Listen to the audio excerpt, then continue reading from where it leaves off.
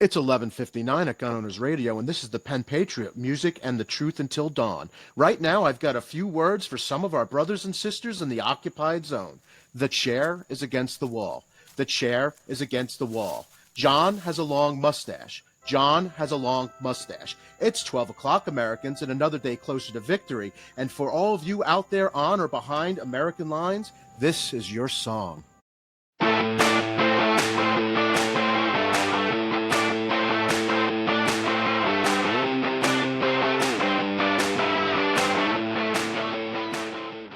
Now it's time for our Gun Truth of the Week. Gun Truth of the Week.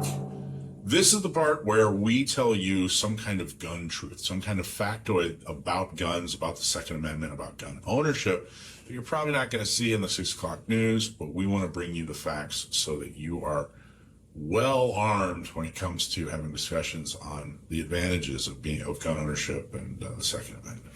So the common myth with the anti-gun crowd, they'd have you believe that civilians couldn't possibly stop a shooting. Now you saw from the video that we just showed that's a fairly common myth, that, oh, there's just no way a civilian's going to be able to do anything against an active shooter. Well, from 2014 to 2023, the CPRC data shows that an armed civilian has stopped 179 incidences. Police officers have stopped 158 instances. In 177 of these, the shooter stopped themselves or was stopped without anyone with a gun intervening. A report published by the Institute of Medicine and the National Research Council reviewed several studies between 1988 and 2004 and concluded that victims who used guns defensively had consistently lower injury rates compared to those who used other resistance strategy like stalling, calling 911, or using some kind of blunt weapon. In one study, only about 10% of defensive gun use cases resulted in injury to the defender. The reality is this, guys. Firearms are the most effective self-defense tool ever invented. They require very little training relatively to get to a point of acceptable proficiency. The study and others like it highlight that firearms can be a very effective means of protection with a relatively low risk of injury. So like we've always said, get a gun, get training, get a permit, and carry everywhere you can. And that is your gun truth of the week. So Alisha, I think that's everything you and I have already knew and already know. And it's such an obvious thing, trying to convince somebody that you're better off in a situation where you're being attacked if you're unarmed or don't have a gun is probably the most ridiculous argument I've ever seen tried on the civilian population. Absolutely. You really, it just comes down, you have to be your own first responder. There's nobody that can get to you in time. And those in opposition are taking away that. Yeah, and it's pretty obvious when you think about it. And I think with anybody, wherever they stand on guns, unless they're a far anti-gun extremist, when you think about, hey, I'm being attacked, I'm going to be attacked, or there's possibility, realistic possibility of me being attacked, the first thing they want is a gun. It cuts through all the political rhetoric. Everybody just understands that, hey, a gun is an effective self-defense tool. Right. But also, above and beyond common sense and reality is the fact that there are many studies that show, hey, look, if you have a gun, if you're armed and you're able to effectively defend yourself or scare off an attacker, then you're less likely to be attacked, you're less likely to have serious injury, and you're less likely to be killed. And so it's not only obviously true, but it's statistically true as well. There's no other tool, nothing else that could be a tool of opportunity that will ever give you the same rate of success, same less risk of injury to yourself. You see people that try to use knives, for example, that most often they hurt themselves on their own knife, more so than their attacker. Well, that's it. And I know, really, we encourage a ton of training. Take Absolutely. As much training as you can afford and fit under your calendar. Mm-hmm. But the reality is, A gun is such an effective self-defense tool. It doesn't really take much training for you to essentially be an effective defender, to use one enough to where you are at least able to defend yourself. Right. And I mean, take, for example, if you do decide, hey, my defense weapon is going to be a knife, that actually takes a lot of training. Absolutely. If you do decide, hey, my self-defense tool is going to be knowledge of mixed martial arts, that takes years of training. Mm-hmm. And depending on how a person is built or, what physical limitations they may or may not have, you may never be an effective self-defender, using mixed martial arts compared to, who your attacker is. So anyway, get a gun, get training, get a carry permit, carry everywhere you possibly can. And that's your gun truth of the week.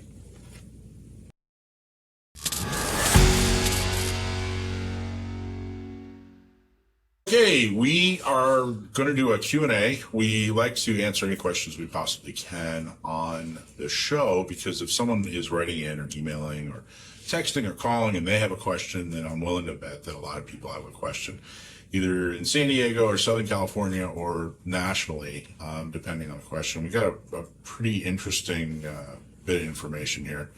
So the question was, a California CCW, if you're getting a California CCW, and you are active duty military or a dependent and you have an out-of-state driver's license, for example, do you how does that work with CCWs?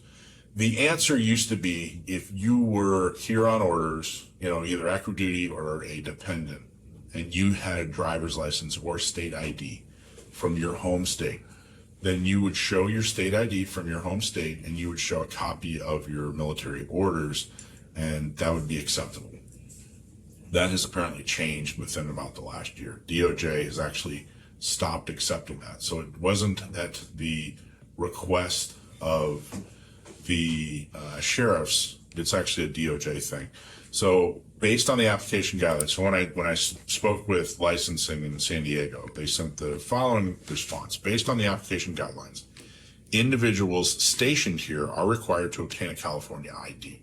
The Department of Justice, California Department of Justice, will reject any permit application submitted with an out-of-state ID, except for those filed by true non-residents. There is no exception for military personnel to apply as non-residents. Our licensing division stopped asking for military orders about a year ago, and they do still ask for your DD-214 if you've been discharged, but that's for a whole different reason. So, state of California, again, doesn't make any sense at all. They used to make the exception of the consideration, use of common sense that, hey, if somebody is a resident here in California because the military put them here, then of course we'll just verify, yes, this is a valid driver's license from a different state. And of course they have orders in writing from U.S. military saying, hey, this is where they need to be for the next 2, 3, 4 years, whatever. So we're going to issue them a permit.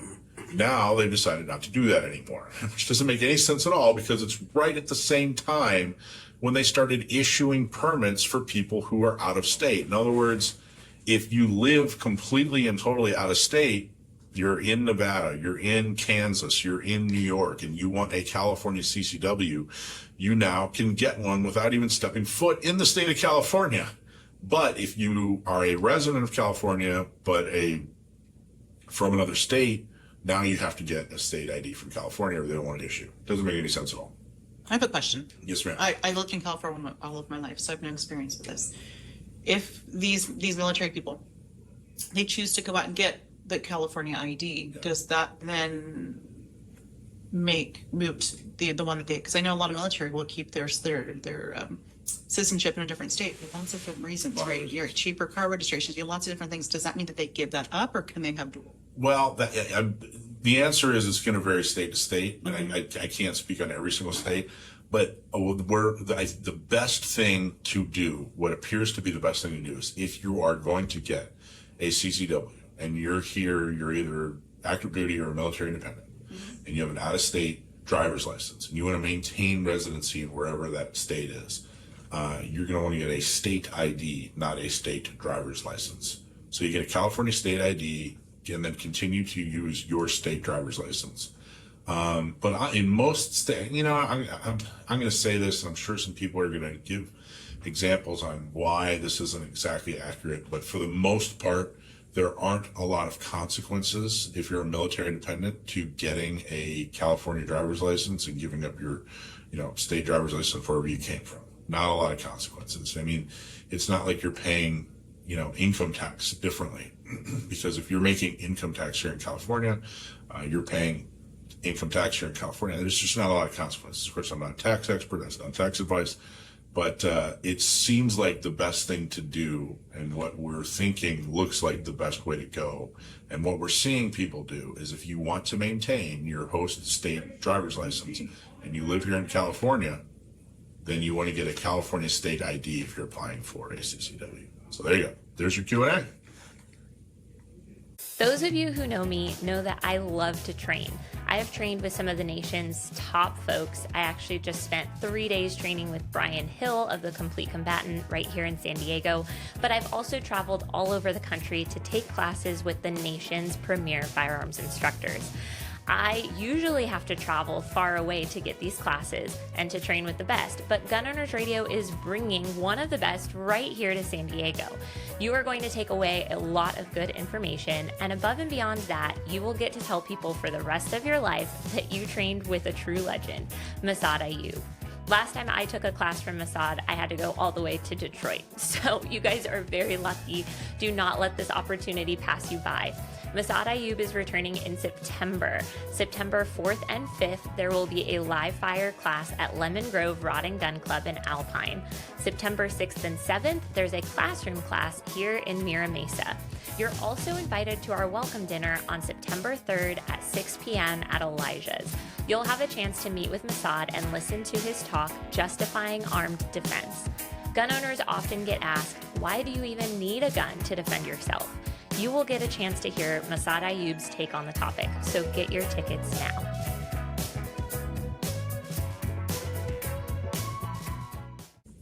Okay, so we're going to talk to somebody very cool about something very cool. A lot of you, especially if you're in San Diego and in the shooting community, know our next guest. His name's Matt Klier. He's actually with Active Shooter Defense School, and he's also a San Diego County Gun Owners board member.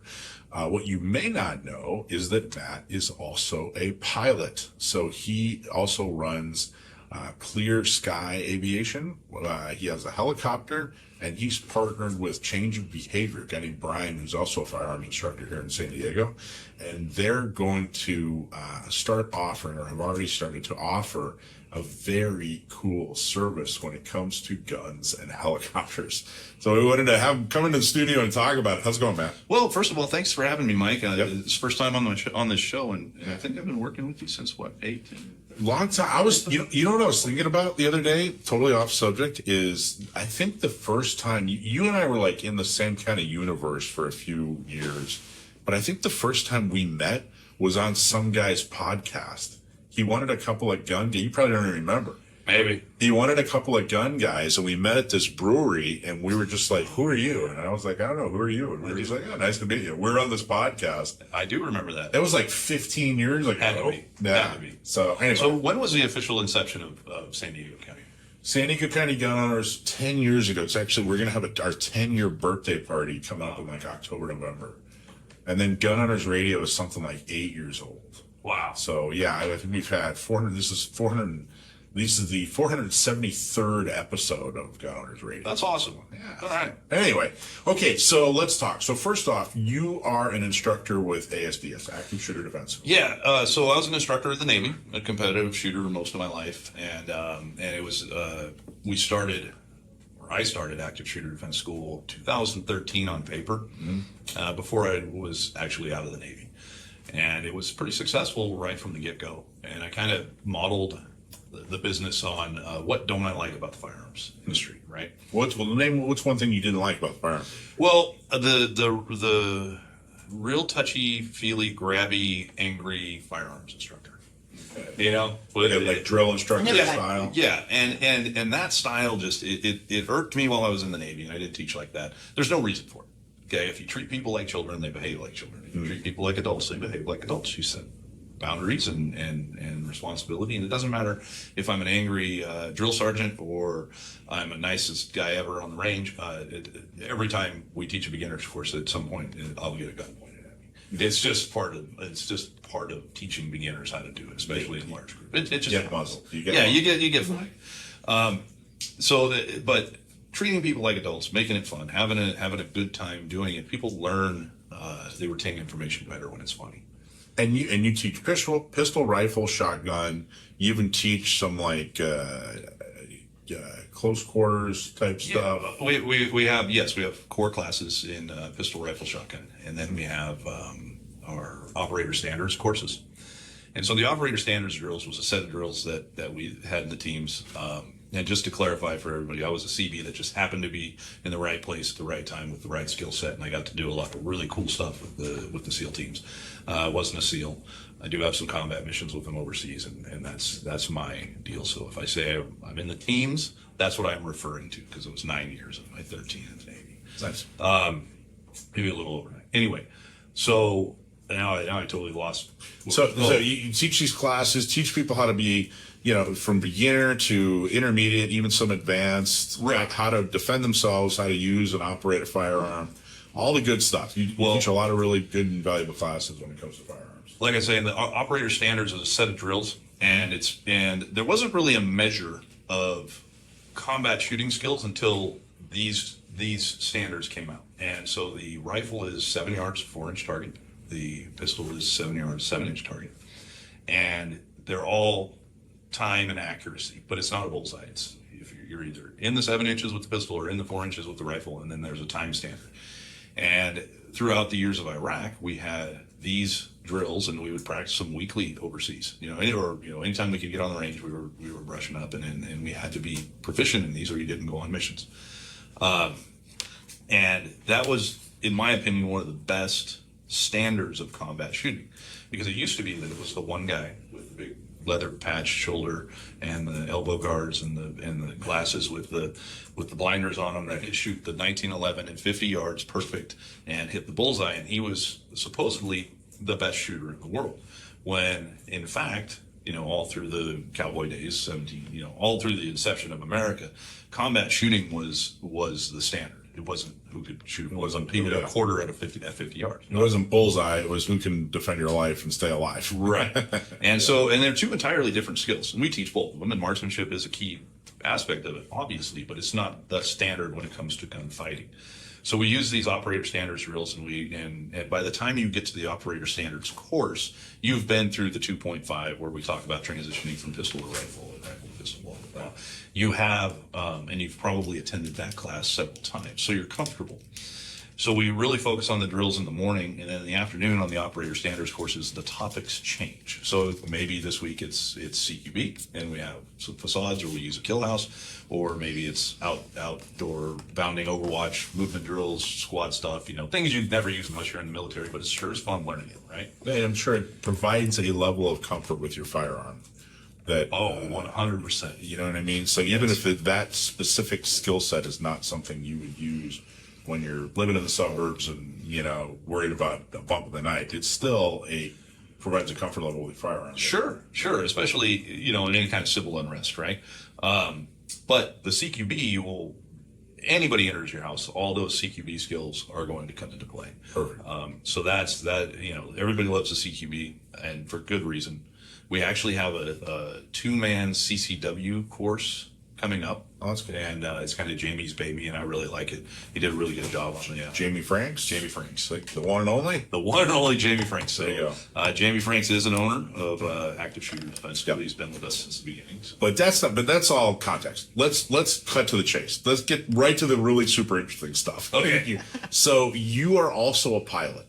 I am. And you own, I think you have both a fixed wing and a helicopter, right? That is correct. Okay. And I know you've actually donated to our we had a silent auction like at some of our banquets, and you said, hey, I'll if people bid, I'll fly them out to Catalina and have lunch, that kind of stuff, which is really super cool. But this is above and beyond that. Well, it's funny on that Catalina trip, I actually flew the mayor of Carlsbad. Yeah. His wife. Yeah. We had a great Keith time. Blackburn. Yeah, he's super good dude. He's a great police officer, long career. He's good jiu-jitsu dude. Just we hit it off like peas and carrots. He's the best. He's Yeah. a longtime member of San Diego County Governor. He's a great guy.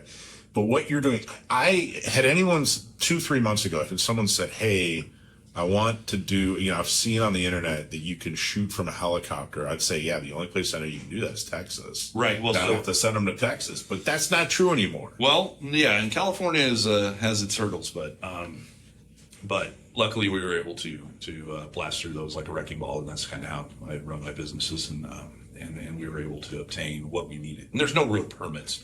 It just had to be. It's more of an insurance game. Gotcha. And So what are you offering now? What can people get through Clear Sky Aviation and ASDS and change of behavior. and change of behavior? What can they do? So, well, we can fly you around very sporty. That's a word. sporty. Yeah. Very sporty flight around some private property where we're skimming the trees at about 40 feet. And then I do a little bit of, helicopter pilot stuff, and people go, well, yay, that was a lot of fun, and holy shit. And we hear all the stuff in between because their legs are hanging on the side of the helicopter. And then we come up and we have it's about a 90-second per person interval of actually shooting. So we have targets out at 100 yards. We teach the class in the morning how to get all the air crew stuff is done in the morning, how to get in and out of the helicopter while it's running, what not to do, where not to point your gun, how to actually hit a target while you're moving 20 knots. And so in the first phase, I'm going to come in pretty fast and do an aggressive flare, nose up, slow the helicopter down, and we'll be doing about 15, 20 knots moving parallel to the target, right? And we talk about reverse leading and leading the target and how far, and angles of the dangle and how and where you're going to be shooting.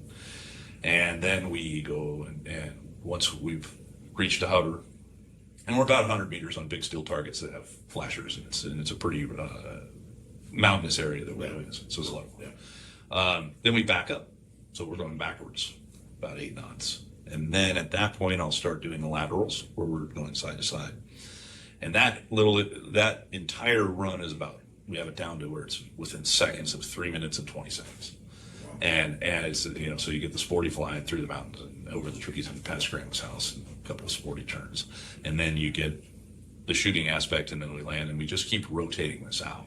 And so we don't shut the helicopter down for about an hour and a half, and it's primarily to fuel. And then so the line just keeps moving. Wow. Okay. So you have how many per?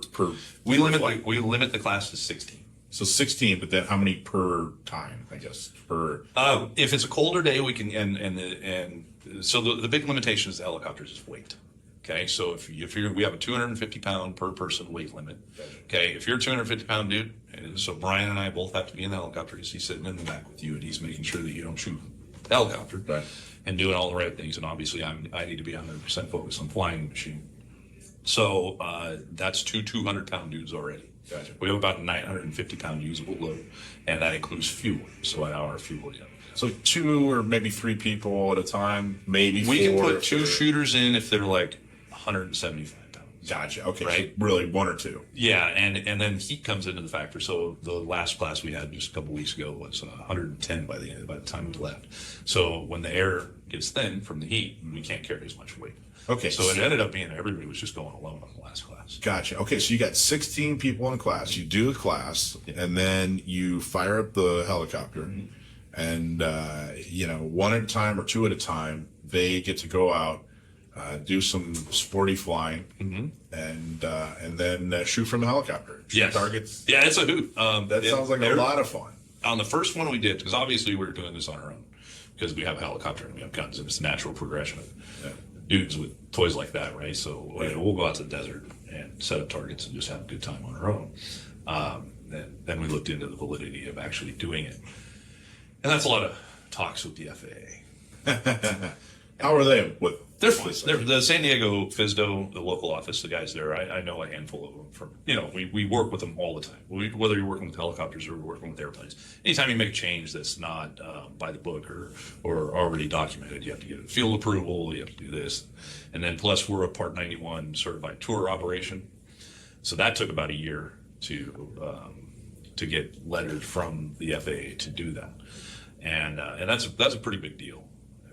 Just getting the tour operator. But you can do it. I can tell you that's really, really awesome. So San Diego is now one of the very few places in the United States, in the world, where you can shoot from a helicopter. So we have the Texas hog hunting. Okay, Yeah. and those guys do a really good job. And there's a couple companies there that are it's permitted through the state of Texas. So if you're not in on it now, it's locked up. And so they do a really good job. And obviously you're eradicating an invasive species. So I'm all for it. Go for it. Have fun doing it. It's a little bit more expensive than what we offer, but there's a lot more time in the helicopter, right? So the other places that I've seen that actually have something that's monthly or bi-weekly, like our program, is Florida. I saw one in Jacksonville, Florida. And then there was one up in Tennessee, but I couldn't verify that if they're actually doing it because there was no pricing. The only one that I found that actually had pricing was Jacksonville, Florida. So really, truly one of the few places in the world. And they're offering less time for about the same price point. So you bring your own guns, or yeah. So a couple requirements: you have to have a brass catch. Okay, I just cleaned about 15 empty casings out from underneath the pedals. There's a compartment under the pedals, so that they fall in there. It's not the end of the world, except it's backbreaking and exhausting to get them out of there. But I did, and so we're going to cover up the left side pedals because you can pull them out and not allow that to happen anymore. Because I saw one or two go down there, but I found 15. So. Okay, so brass catch. I mean, you need a brass catch. Okay, to get a brass catch, or do you just No. We supplied them on the first course, and it ended up just being a pain in the butt. And then it also became a point of blame because they said that our brass catch caused their malfunction. And okay, all right, I'll play that game. So the next so get a brass catch, which by the way is all about $27, $39. Yeah, so whatever it is. There's a really nice one that Jamie runs that's about $250, and it's got a big door on it, and it's never caused a malfunction. Okay.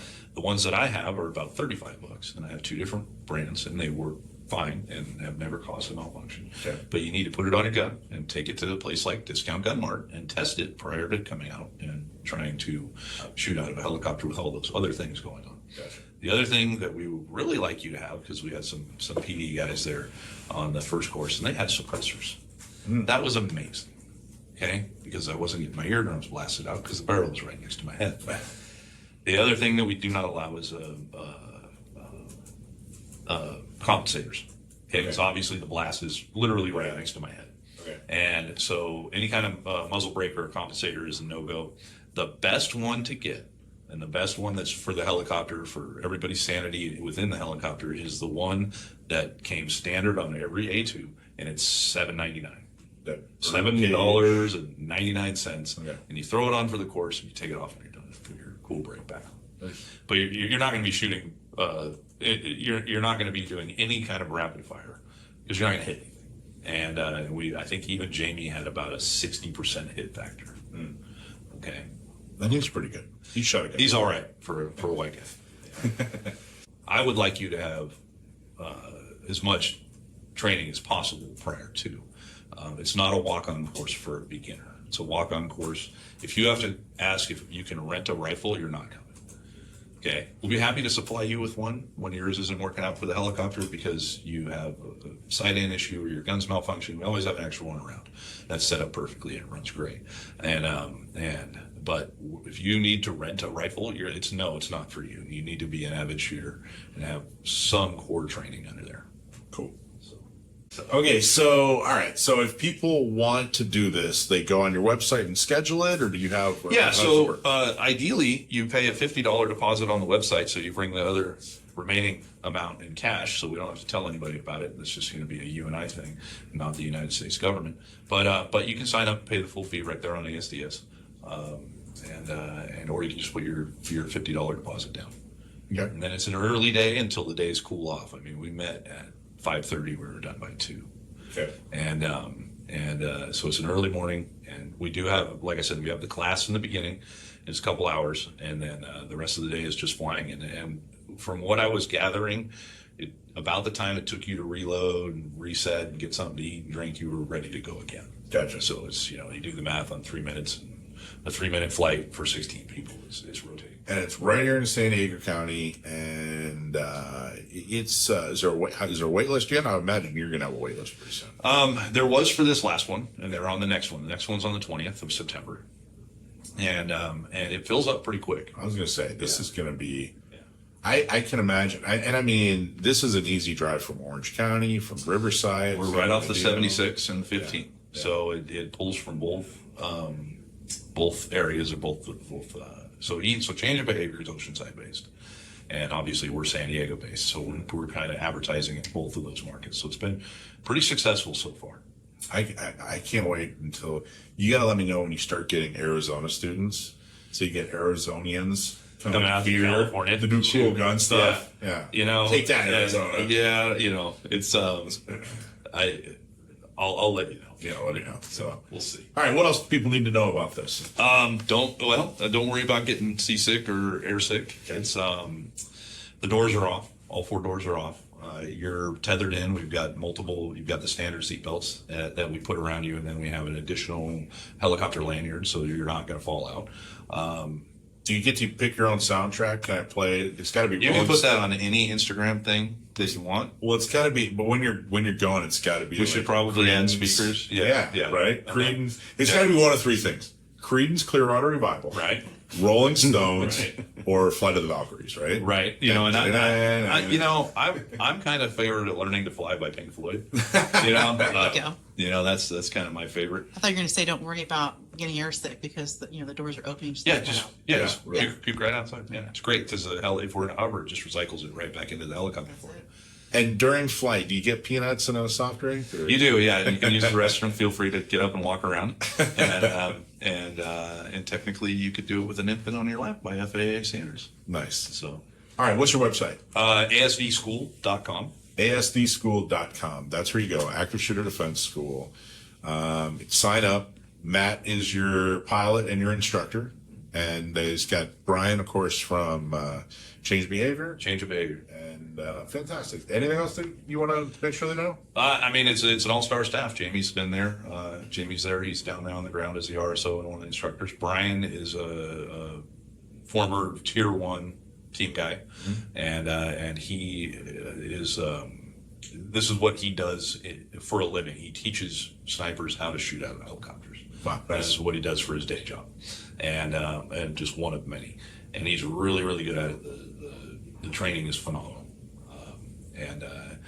And I stayed at a Holiday Inn Express, so is reasonably decent.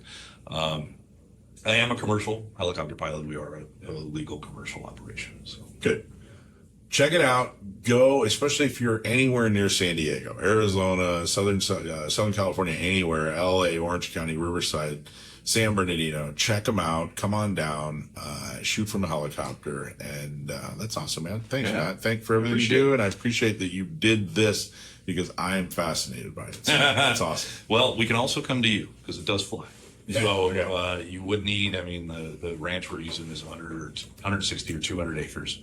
And you would need, obviously, an adequate facility for it. But there is the opportunity for us to travel to you. I don't know. Perfect. Great. Matt Klier, Active Shooter Defense. Thanks, guys. Remember that we are not lawyers and nothing that we say is to be taken as legal advice. Our sponsor, John Dillon, is a lawyer, and he has been helping to fight those gun violence restraining orders, GVROs, and more. So if you know somebody that's had their self-defense rights taken away without due process, give John a call. His website is dillonlawgp.com, and his phone number is 760-642-7150.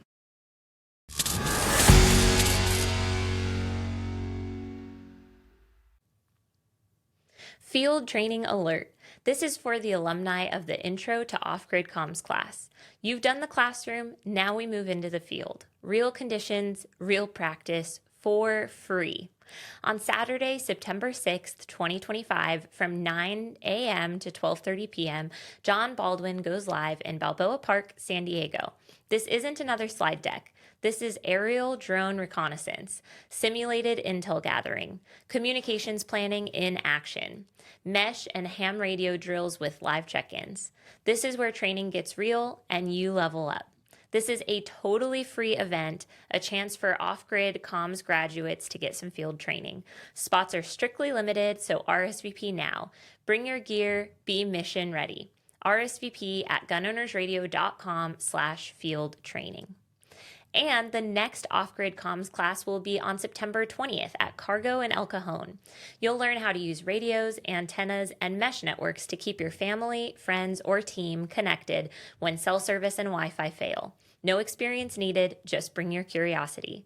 This is hands-on, practical training that will give you the confidence to set up and actually use off-grid comms when it matters most. Seats are limited, so grab your spot now at gunownersradio.com. We have a new class, Survival Basics, September 27th at Cargo in El Cajon. Learn how to survive the first 72 hours after a natural disaster. Learn different techniques in how to store food and water. Organize supplies for fire and cooking when utilities are gone. This is our newest addition to our Prepared Protector series of trainings that helps you become a more effective first responder. Sign up at the Gun Owners Radio website. Pew Pew Crew, we've got a perk alert for you. Train hard, stay sharp, and stand up for your Second Amendment rights. Join the Pew Pew Crew on YouTube, our exclusive club for gun enthusiasts who value truth over anti-gun nonsense. As a member, you'll unlock premium content, get insider access to behind-the-scenes action, and support the only show that fiercely defends your rights with a side of humor. Sign up today and become part of the crew that's got your back. And this month, we're hooking up one lucky Pew Pew Crew member with a free month of the West Coast Kinetic Solutions membership. That includes free firearms training and courses, 50% off the San Diego CCW permit training, a free CCW renewal, free private classes and coaching, 30% off partner courses, free home defense training, and a threat assessment of your area with local law enforcement. So don't just sit there, hit that join button and become a proud member of the Pew Pew Crew. So I'm calling this segment the Dakota's comments section. I gotta tell you, I don't really pay much attention to our comments section. Sometimes I do. And I don't think I'm seeing the same comments that you're seeing. I mean, for the most part, when I look at the comments, they're, relatively, I get what they're trying to say, and sometimes they agree, and sometimes they disagree, and sometimes they just want to be heard, and sometimes they're adding something to the discussion. Mm-hmm. I didn't realize how ridiculous some of these comments are getting. Yeah. So we wanted to highlight some of our best comments here. Yeah, I'll also say that I don't usually read the comment section. A friend of mine actually screenshotted a comment and texted it to me, and I was like, oh my God, is this what your comment sections look like? And I was like, I don't know. I haven't checked in a long time. So I start scrolling through and I was like, apparently this is what my comment sections look like. So I put some of the funniest ones. We'll show some of them up on the screen. This was pretty much all on a video. There were two main videos that were the culprits. One was a video where I was talking about the SIG 320. Always gets a lot of opinions, of course. But most of these comments were on a video where I was referencing that a lot of people who purchase a gun at an FFL don't get additional training after the fact. They get their gun. Not a controversial statement, by the way. It's just a fact. We know this from lots and lots of data. The NSSF has done studies on new gun owners and how much they know and how much they train. There's lots of research out there on this. But pretty much I was saying that the government shouldn't mandate education, but I think it's important for people to want to be educated and to go out and seek it out. And that sometimes the FFL isn't teaching people the right things. I've had poor gun store employee experiences. I'm sure everybody here has, to some extent, had bad advice given to them. So that was the point of this video, and the comments were so crazy. So the vitriol. Well, before we get into the specific comments, I think a lot of this, some of it was the pro-SIG crowd who are just mad at what's going on with SIG. For sure. And I want to recap a couple things. I want to give a little bit more context to this. Number one, our complaint with SIG is how SIG is handling this situation. Right. Yes. None of us are claiming that we absolutely know for sure that SIG is flawed in any way, but their PR is definitely flawed. And again, not a controversial statement, and certainly we're not making some kind of, assertion about about engineering, or about, that we know exactly what's going on with the gun. The other thing is, let's talk about your resume a little bit. What kind of training have you had? So I am a deadly force instructor through Masad Ayub Group. I am a Rangemaster certified instructor from Tom Givens of Rangemaster. I have a lot of NRA certs that I've done over the years, personal protection inside and outside the home, basic handgun. I've got some pepper spray credentials. I took the OC instructor class with Chuck Haggard. I've done... Okay, so yeah. There's more. Oh, yes, there's more. But I mean, if you stop right there, I think that there are very few people that have done what you just described. Like there's even more, but there are very few that have even done that portion of your qualification. And more than qualified to talk about guns. And just to talk about kind of that video particularly, I taught like 500 women how to shoot last year. Women who most of them had never touched a gun. So I come from this with the experience of people who either have a gun at home that they don't know how to use, that they never got taught how to use, or have never purchased a gun, and my class is the first class they're ever taking. So I have a lot of experience with beginner shooters and with like new gun owners. And that's where I was coming from. If you talk to any gun range guy who works behind the range desk, he's going to tell you that he gets lots and lots of people who come in and know absolutely nothing. They've done no research and they're asking him, what gun should I buy? I want a gun. I don't know what kind. So a lot of the comments were saying like everybody figures it out and Googles it and learns beforehand. I'm telling you that is just not true. A lot of people do not learn beforehand what they want. They go and they try to talk to who they perceive as the expert, which is often the person working at their local range. But the big problem with these comments is not that they're questioning your knowledge. The problem is that they are associating they're basically saying you have a lack of knowledge because you are a woman. Yeah, right. That's the general gist. That's the general gist. So let's talk about how these gentlemen express themselves. And I will say I offered a couple of folks that left particularly interesting comments the opportunity to outshoot me at any drill of their choice. They just had to post a video of them doing it, and I would pay them money. And I have not seen anybody take me up on that offer. Right. That's not an offer for everyone listening. That's an offer for the people leaving these particular comments. Right. I'm a USPSA B-class shooter. I'm a pretty good shot. So if anybody who left one of the comments that we highlight is interested in trying to outshoot me, I will take you up on that. There you go. Put your insecurities where your mouth is, guys, or whatever. Okay, so first one is, let's talk about Sean Smith here. Sean, first off, thanks for watching the show. Thanks for being a listener. But I don't know, it might be time to do some soul searching. His is my favorite. His comment is, I'll help SIG recover by purchasing more SIGs. Sweet comment. Sweet sentiment. Very kind. So nice. Haven't we learned with all the woke crap that feelings of a woman are absolutely harmful to society? Is that what we've learned from the woke crap?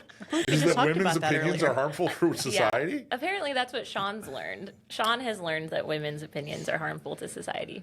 Like how this turned out to possibly be a manslaughter charge or worse. Everyone, especially women, run their dick lickers before the facts come out. Now, I want to point something out. I like that he felt that it was so inappropriate that he should not spell it correct. Yeah, he should put the exclamation point to make it a little softer. It's still okay to say it and publicly, talk about a woman that he doesn't know that way, the Second Amendment woman who's fighting for Second Amendment rights and is giving great facts, but it's not okay to spell it correctly. You better put an exclamation point in there to make it okay. Yeah, I also thought it was good that he was inclusive. He said everyone, especially women, so he's acknowledging the LGBT community, which I appreciated. I thought that was very wholesome of him. All right, next up, speaking of wholesome, this is David Sims. David Sims says, boy, are these wise words. What a intellectual giant this guy is. Women shouldn't even be running their mouth about anything gun-related! Exclamation point. Go umpire an effing baseball game. I don't even understand that. Like, is umpiring a baseball game more feminine than gun? I was like, I don't even know that much about baseball. I'm happy to admit that. David, I go watch a game once in a while. I think David's like referencing something that none of us are familiar with. Perhaps. Did they just start allowing women to umpire a baseball game? And if so, maybe. Does he not agree with that? And if he doesn't agree with that, why is he suggesting you do? Yeah, strange. Dave, man, none of this makes sense, but also calm down, buddy. Like, we're talking about guns here. Let me mention that if we want the Second Amendment to live alive and well, we should be encouraging women to discuss firearms and purchase firearms and teach their children about firearms. So women are actually a pretty big part of this whole thing staying around for a long time. So just an aside. Our next is Don Wick. Don Wick, he says, "Who is this clown? Get back in the kitchen." How are your cooking skills, Dakota? Honestly, they're not great. I responded to somebody who said, like, make me a sandwich or something. And I was like, do you know why women's feet are shorter than men's? So we can stand closer to the target and outshoot you. Okay, Robert Robinson, he says there's a lot of people think they know shit making videos. And then pointed at me. There's a lot of clown people face. making comments who think they know grammar. There's a lot of people think they know shit making videos. I'll bet you he has to have a southern accent, right? This guy has to absolutely live in some podunk town in the South. There's a lot of people think they know shit making videos. Well, thank you for that, Robert Robinson. And then he got 19 thumbs up. Good for you, Robert. I know. Good You're thinking, almost buddy. more popular than me. John Smith says, and you can tell she knows nothing about gun owners. Have you ever met a gun owner? Actually, I don't think I have. It's not like there's literally 4 of us in this room right now. I taught a class of like 25 gun owners yesterday. Probably have never met one. So there is a long, I think we could put up a bunch of these. I don't know if we want to go through every. No, we There's don't a lot want of to. them. Yeah, we don't want to go through all of them. But what is amazing to me, and I just had no idea, and there's a couple people that stood up for you, by the way. Yeah, there are. And I thanked those people. But I would say it was probably less than 10% of the comment section on that video. Most of them were saying that I was a misinformed liberal, that I probably have never bought a gun, that I'm lazy, I'm useless, I'm ignorant. But there were a few people, like one guy said, "I love how angry you dweebs are. She's absolutely right." And thank you, Keith. That was very nice of you to say. You know what's amazing is we're on the same show. Yeah. You and I are on the same show. Yeah. And we talk about the same subjects. Mm-hmm. And no one's attacking me this way. No. And they're attacking you because you're a woman. That's the only reason they're attacking you. I think it's beyond more than they just disagree with you, but they don't trust you. And that's, they automatically don't trust you, even though your qualifications and experience outweigh. I'm going to bet every single one of these guys. I mean, yeah, you know what I mean? I'm not worried about that. So I'll tell you, I took a call yesterday. Yeah. And the first thing the good old boy said on the phone is, "Hey, is there anybody there I can talk to about guns?" When I answer the phone. You're like, well, I work at the gun range, actually. So allow me to help you. I'm actually the instructor. How can I help you? Yep. So he was blown away.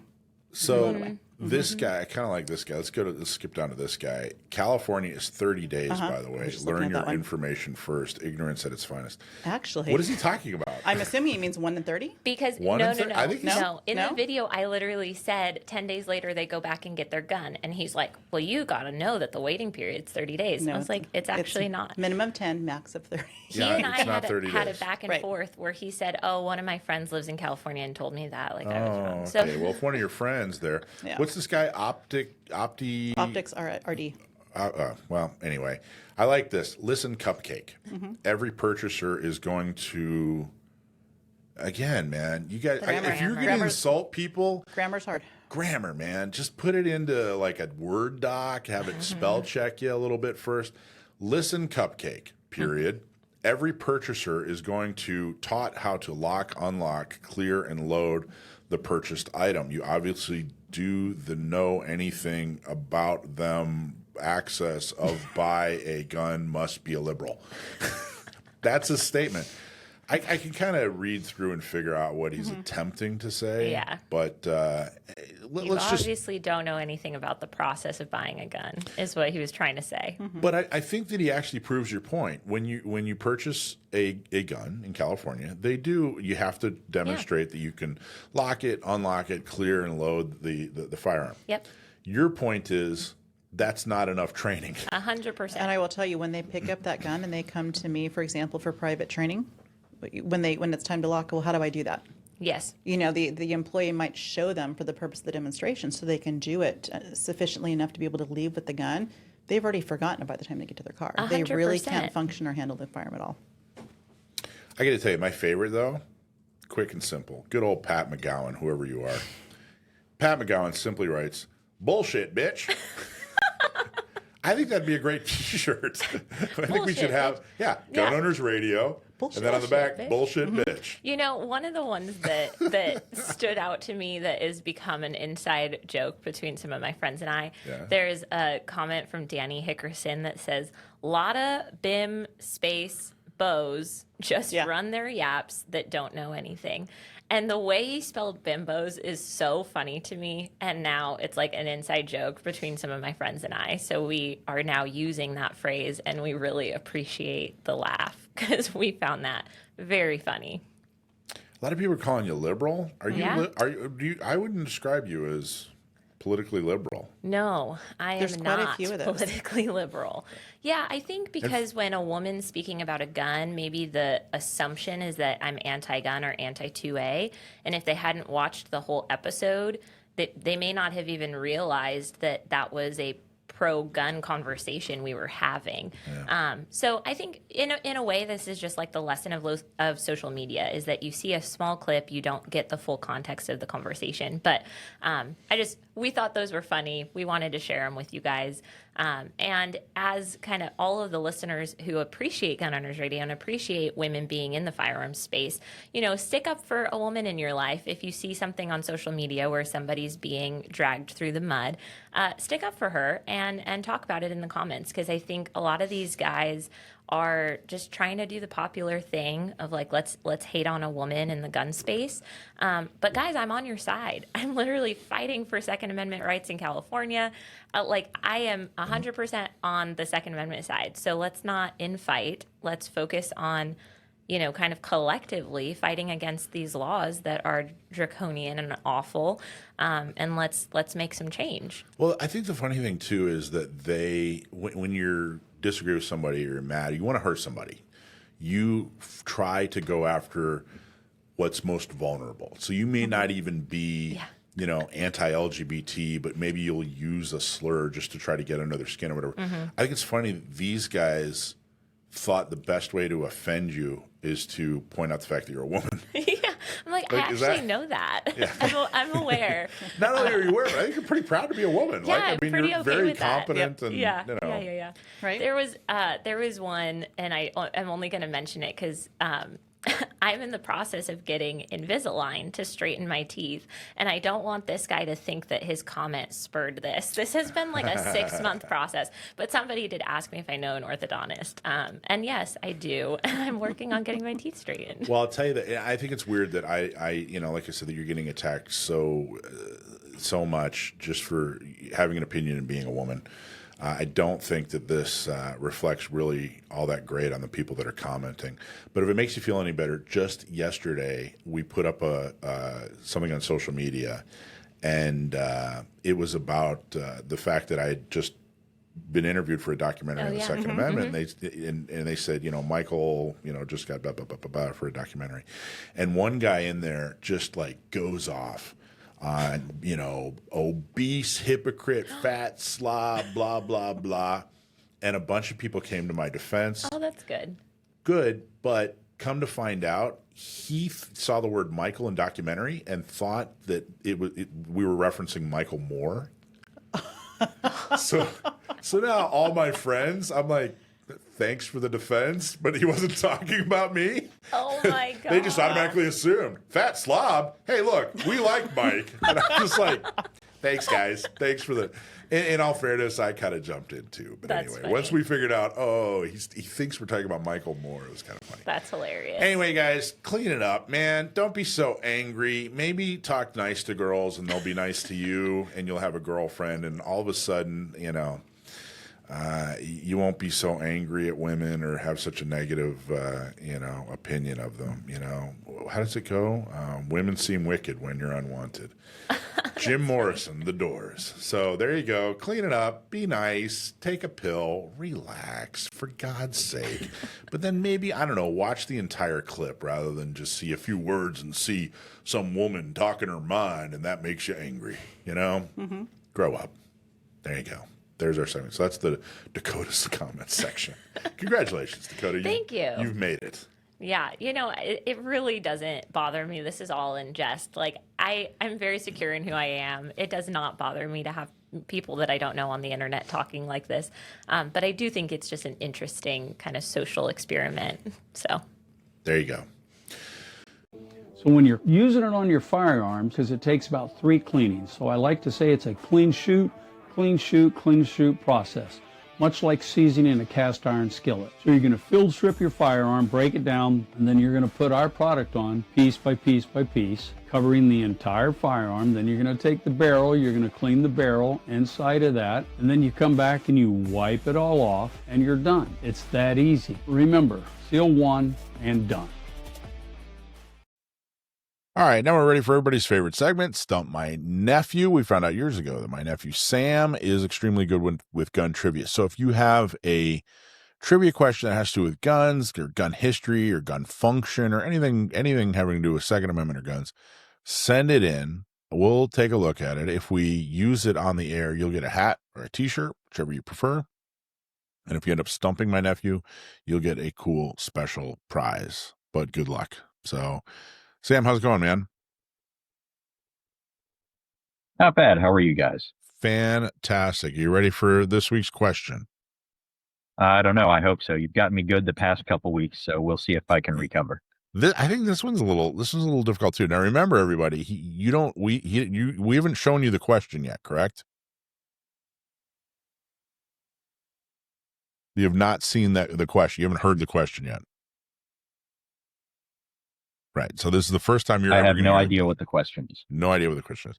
All right, go for it, Alisha. Right. What's this week's question? All right, Sam. Your question comes from Jana right here in San Diego. Question is, in the development of the AK-47, Mikhail Kalashnikov borrowed design elements from several earlier firearms. One of the least known influences was a rifle produced in Czechoslovakia. Which rifle was it? And what specific design feature did Kalashnikov incorporate from it? What a specific question. Yeah, that's really specific. So I can give a little bit of background. I'll do what I usually do and give what information I do know, and then try and work my way toward what I don't know. Okay, go for it. So and actually I talked about this in my most recent blog post. Very seldom does a firearm come out that relies on some completely novel mechanical design element.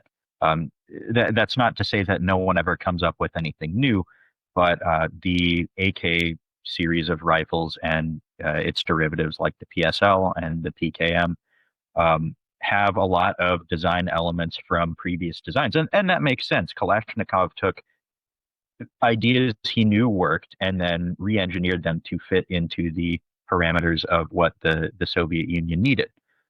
So like the design of the bolt carrier and the bolt is very reminiscent of the M1. And we knew that Kalashnikov had the opportunity to disassemble M1 rifles and M1 carbines, though he incorrectly assumed that because they have very similar controls, they were designed by the same person, which they were not. So the trigger group is very Browning-esque, for example, stuff like that. But as for a Czech rifle, I'm really not familiar with pre-war Czech small arms. I know of the ZB-26 light machine gun, which became the Bren in British service. And you'll hear British people talking about how great the Bren was because it was good old British engineering, which it wasn't. And I know of the ZH-29, which was a Czech self-loading rifle. But I don't know a whole lot about the specifics of their design. So I know the ZB-26 was gas operated and used a tilting bolt. And the STG-44 is very similar to a ZB-26 in some design aspects. But the ZH-29 I'm less familiar with. I'm going to say that, well, he did say rifle, and the ZB-26 was a light machine gun, so I don't think that counts. I'm going to say the ZH-29 had some design influence over the AK, but I don't know enough about that rifle to say what it is. So at best, I can get it half right, probably not at all right, but that's a good question. Okay, so your answer is the ZH-29, and I got to tell you, the answer provided is a little, it's a little interesting. First off, how would you describe? Let's go this route. We'll give you half credit, but let's go this route just to kind of get a little bit more info out of you. I think I'll give him full credit. Full credit. All right. Well, let's see. We'll see what happens here. So, how would you describe the AK's bolt design? What would you describe it as? I would, and oh man, I have a lot more to talk about with this, but I won't take up your time on the podcast. I would describe the AK's bolt design as a 2-lug rotating bolt, driven by a long stroke or fixed gas piston. Okay, right. Rotating bolt design. So the ZH-29, here's what they wrote. The Czech ZH-29 semi-automatic rifle influenced the AK-47. Kalashnikov borrowed the tilting bolt locking mechanism concept from the ZH-29, which you talked a little bit about, adapting it into the AK's rotating bolt design, and then goes on, and this is the interesting part, Sam, which itself was further refined from the Garand's and SVT-40's system. Which he mentioned the Garand as well. You mentioned, yeah. So, yeah, John Garand was working on rotating bolt systems for a couple of decades, actually. I'm not really sure how a tilting bolt design would influence a rotating bolt design in its bolt. Now, I'm not saying that there's no connection, but I would be curious as to see what connection there is there, because we are aware of, like, for example, if you disassemble an M1 and you disassemble an AK and you compare their bolts, the M1's bolt is much larger because it has more space to fill in the receiver, because the M1 doesn't really have a bolt carrier in the conventional sense. It has an op rod that performs the functions of the carrier. But well, and a tilting bolt, an actual tilting bolt is. Well, tell people. Can you tell people what a tilting bolt is? Yeah. So you're all listening to this. You're all probably familiar with a rotating bolt. If you can just imagine a manually operated bolt action rifle where you have to rotate the bolt to unlock it. It sort of unscrews, and then you pull it back, cycle the action, and then rotate it again to lock it, screwing it into the locking recesses.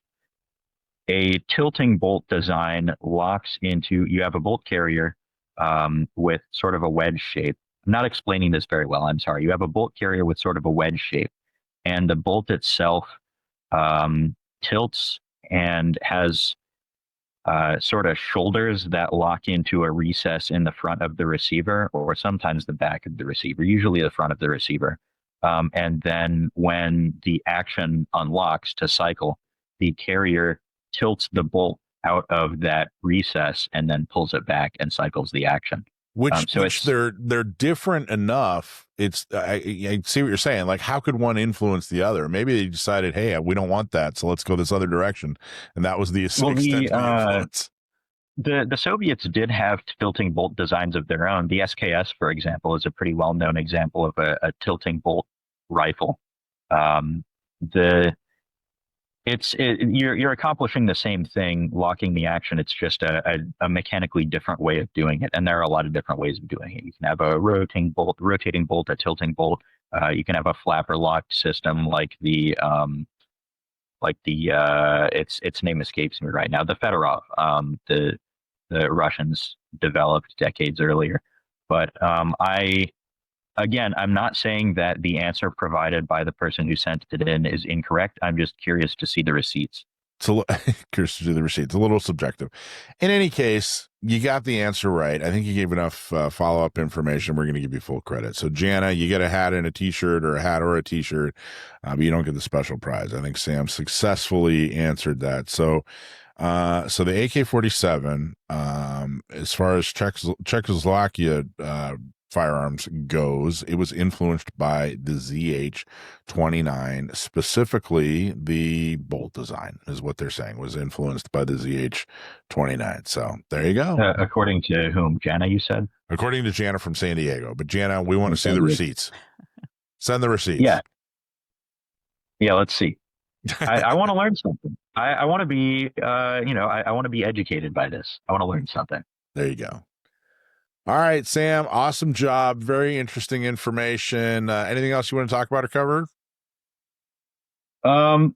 Yeah, if you want to talk about, just briefly, if you want to talk about Czech firearms influence on other designs, the ZB-26, I think, is a better example, because the STG-44, which is commonly recognized as one of the first militarily used assault rifles and was hugely influential, is basically an upside-down ZB-26 in some ways. It uses a similar gas system and similar bolt. The FN-FAL derived therefrom is, kind of derived therefrom. It's an evolution of the same core design, therefore is a distant descendant of the ZB-26. And the FAL was nicknamed the right arm of the free world because so many countries adopted it as their standard service long arms during the Cold War. So it's that I think is a more interesting, more historically interesting Czech firearm. Awesome. Okay, good. Well, thanks, man. Awesome job. Appreciate all your insight and information. So there you go. Sam the Gunman stumped my nephew. Jana was unable to stump my nephew. So thanks a lot, man. Thanks for having me. Yep. See you next week. This is brought to you by Cargo, cases and rugged gear outfitters in El Cajon. Go to cargostores.com, buy something today, or visit them at 423 Broadway in El Cajon. There are two enemies of your firearms, rust and the government. The good news is Cargo has your back on both fronts. As a proud sponsor, they're helping us fight to get more pro-Second Amendment officials into office, and their rugged cases help you keep your firearms secure and protected. Built like a tank, Cargo cases are stackable, weatherproof, and ready for anything.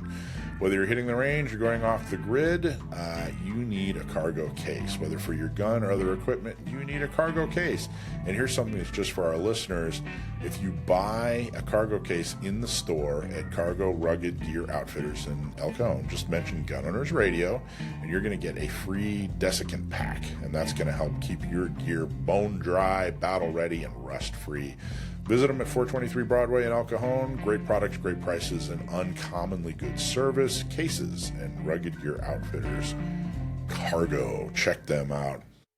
So we wanted to talk a little bit about restraining orders. We wanted to talk a little bit about the process and procedure. We actually have talked about protective orders a lot on the show. Specifically, we've been very critical of gun violence restraining orders. That doesn't mean that there is no place for protective orders. There certainly is. In fact, I've actually had issued a temporary restraining order years ago against somebody who I was afraid of being harassed by. So it's not that we're completely against protective orders. They definitely have their place, but the way that gun violence restraining orders were presented to voters and are being used, we're completely against. That being said, in all kinds of situations, a restraining order may be very appropriate. So Alisha is going to talk about the procedure when it comes to getting a restraining order and some of the things that you may need to know or someone that you know may need to know. So Alisha, what do you got? What are we talking about? All right. So as mentioned, restraining orders, I will say that I recently have had an incident to where I've had to kind of go through this process myself. And I thought it was a learning opportunity for me. And I felt that it was an important opportunity to then be able to pass on some information from what I learned through this that might be able to then help somebody else. As far as restraining orders go, there's a variety of different categories of types of restraining orders. And let's talk about those first, because the very first question that was asked when I went into request is, well, what type do you want? I didn't know what my options were. So first of all, there is a domestic violence restraining order, right? That's pretty self-explanatory. That's going to be a restraining order that's requested against, for example, a spouse, an ex, a blood relative, someone within the home, something with that intimate relationship. There's also a civil harassment, which in my case, which is what I ended up having to file. A civil harassment is against someone that you have no intimate relationship with. It could be a neighbor, it could be a stranger, it could be a friend, but someone that you don't have an intimate, close relationship or in-home living situation. There's also a work violence restraining order, and that's one that would be filed essentially by an employer and is put in or requested for a purpose to keep employees safe. There also, lastly, is an elder or dependent abuse restraining order, and that's going to be issued on behalf of someone who is either 65 plus independent care, or even someone under 65 but is a legal dependent needing care. It can be requested by someone who has a caretaker with a power of attorney, for example.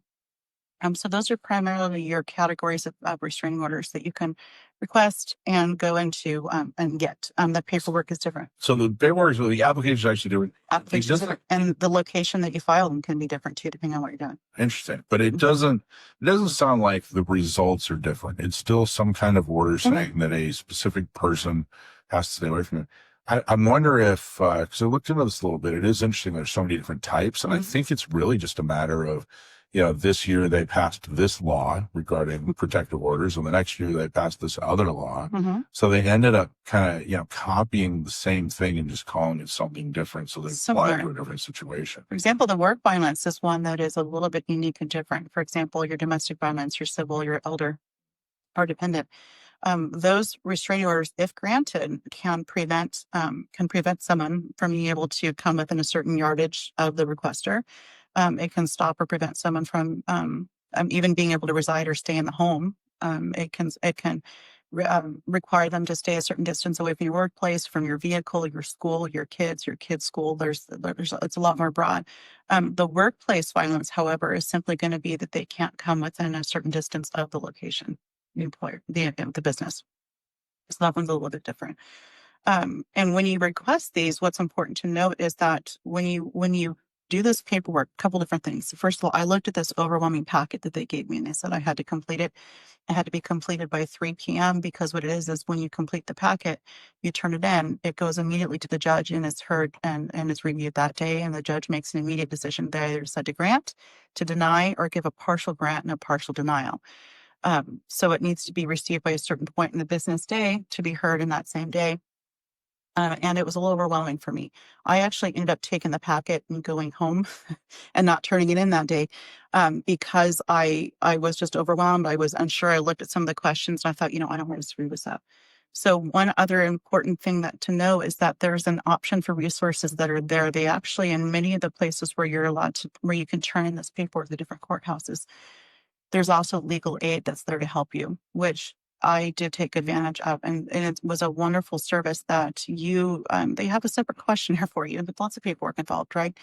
You answer the questions, you fill out the documents and the forms that they give you, not the packet for the restraining order, but the legal aid then takes your questions on their questionnaire and they help to do the paperwork for you. So it was a great thing lifted, because I will tell you, it was overwhelming to look at those. Obviously some of them are pretty self-explanatory. I can answer those, but there were some that I was not completely sure as to what they were getting at, what they were looking for. I didn't totally understand the spirit of the intent of what they were looking to get. I mean, the idea of not screwing it up. It was important. It was absolutely. Hey, this is such a major thing, Right. and it's so new. Right. You don't want to mess this up. Plus the consequences of not having it granted. Correct. I'm sure way into it, but it was some kind of free legal advice that they gave me to kind of help walk. Well, through. they technically can give you legal advice, but what they do is they take your answers and they fill them out according to how you answer the questions. And the questions on their paperwork are a lot more everyday person user friendly. And so it was a lot easier for me to kind of navigate through their questionnaire, and they then applied them in the legal forms. And as far as resources to help through this, I learned of even more resources yet. So let me share those with you here in San Diego County. So we have, of course, legal aid that is in existence in many of our courthouses where the restraining order paperwork can be turned in. They're right there on site.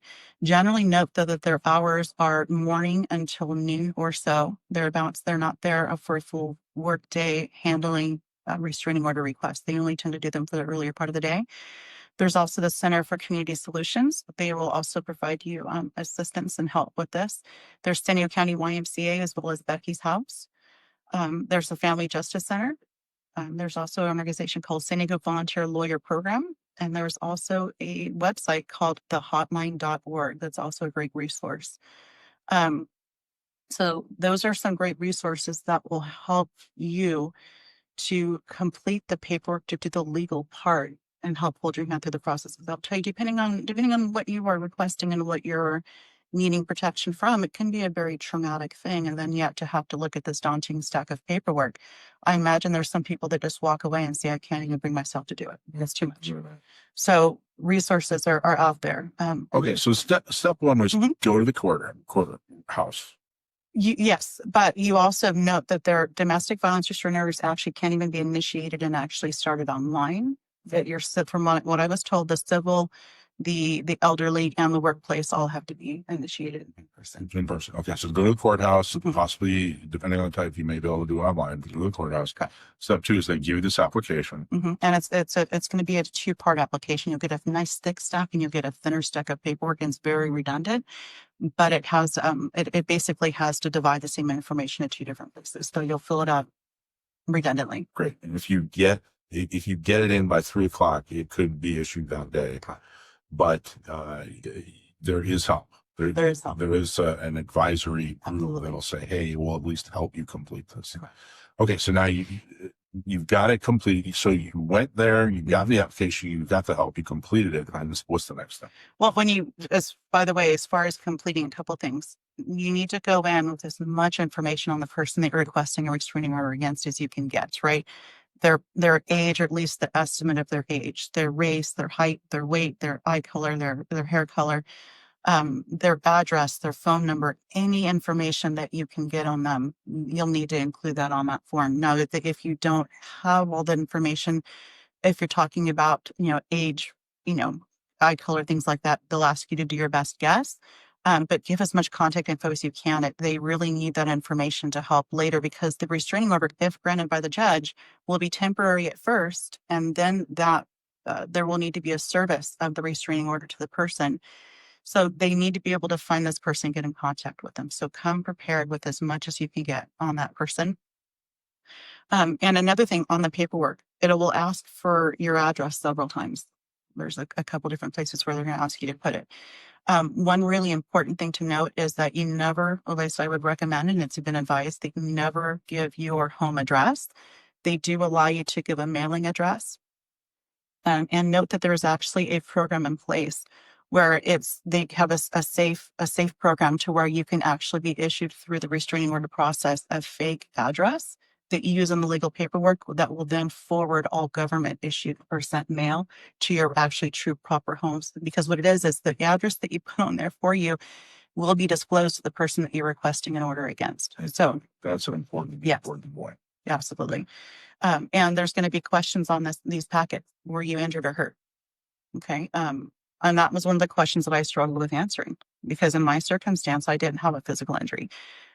So, but note, it's not just about physical injury. Yeah. So I was going to say, to explain why would that be a difficult? It seems pretty straightforward. Talk about a situation where it may, or why would that be a difficult question?